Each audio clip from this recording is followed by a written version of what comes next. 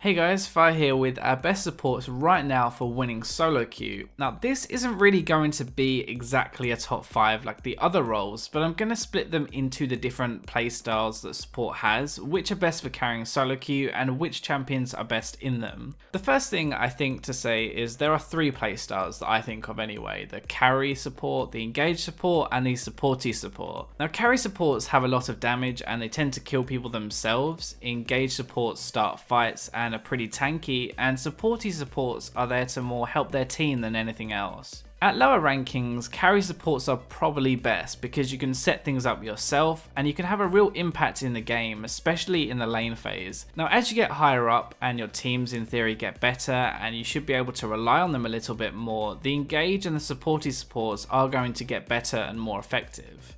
Okay, so the first thing is basically every support right now is okay and you can play them and win games, but these are going to be my opinion on the highest impact supports. So first up, let's look at carry supports, and the best one here is going to be Annie by far. Now Annie is really effective in solo queue because she has so much damage and crowd control. She's really effective in the lane phase and she also transitions into mid-game team fights really well as well. The good thing with Annie is her damage. That is her biggest plus as a support because she can basically 100 to 0 an enemy AD carry if she gets fed, and that's just a really good advantage for your team to have. I've mentioned that she has a good lane phase, and that is one of the strongest things because you can bully your opponents with the threat of the stun and the damage you bring. If you take ignite as well, then it's really easy for you to pick up kills, especially at level 6. The downside to playing Annie though is if you do get behind, then you are just basically a stun bot. You become very squishy, very easy to kill, you don't have much damage, and the only thing you can do is stun. If you've been watching my videos for a while, which some of you guys have, then you all know that I love Thresh and I always put him at the kind of top of the supports right now. And the reason is because he has so much utility. Like, his kit is just amazing for supports. He has that hook, he has his lantern, he has the flay CC, he has the box. I mean, the lantern itself is a really effective tool, but when you combine how much CC he brings as well, it's just crazy. The lane phase, he has so much pressure. He can set his AD carries up for kills with the hooks, and he can also defend them with the lanterns and the flays. One thing you're going to notice with all the supports that I talk about right now is the playstyles that the AD carry have in this meta, the ones that are really popular, are all capable of winning their lanes and snowballing that advantage. So all the supports on this list are going to be able to complement that. They're going to be able to help their AD carry win the lane, and Thresh does that perfectly. Now a slightly more riskier pick I guess than Thresh is Leona. She doesn't really have the defensive capabilities of Thresh, but her offensive capabilities are actually better. She can engage throughout the early lane phase and it's much easier to do than Thresh. She also has the bonus damage with her passive that is actually really strong early, and her ultimate at level 6 is really dangerous. The one bad thing with Leona is that if you have a passive AD carry, either someone who is just passive by nature like a Vayne, or if you're just the AD carry themselves is passive, then you're going to have a bad time because you can't really fight, and Leona doesn't really do anything if you're not fighting. If you do get ahead, then you can keep fighting over and over. You can snowball your advantage so well with your ultimate, and your ultimate in team fights is really strong.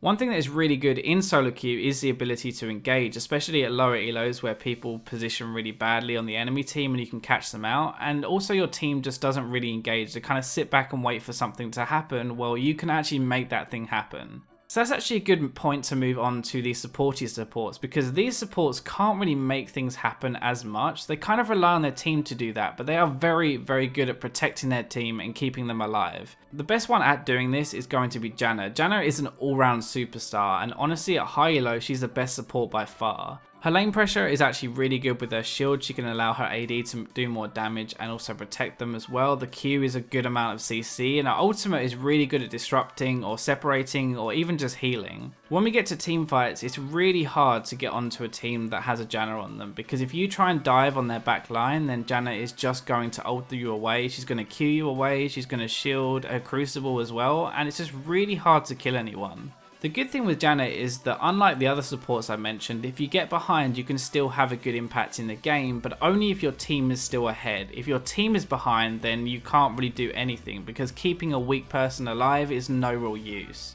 The other person here is going to kind of actually be a cross between all 3. So she's kind of carry, she's kind of engage, and she's kind of supporty as well, and that's going to be Sona. Now the reason Sona is here is because she does all 3 pretty well, and so you can actually have an overall high impact in the game. In lane, she's very supporty in the way she can heal her AD carry and heal them back up after trade, so if your AD isn't as good, then you can kind of nurse them through the lane phase and at least let them farm. On the flip side, her Q actually kind of makes her a carry support in lane as well, because it does a lot of damage, it's a lot of poke, and it's hard to deal with if they don't have a heal support on the enemy team. Finally, her ultimate is better for re-engage than it is for engaging, because you'd have to blow your flash to flash and engage. But if the enemy team engage onto you, then you can get a good ultimate onto them to re-engage with your team, and it's actually a really high impact ultimate. So those are going to be the best ones in each 3 of the roles, and now we're going to move on to the pocket picks, and these are kind of 2 YOLO picks, I like to say, that can either go really well or really badly. Now the first one is going to be Brand, and yes, I did say Brand. Brand's support is actually really strong. His poke is really effective and he has a lot of kill potential and a stun as well in lane.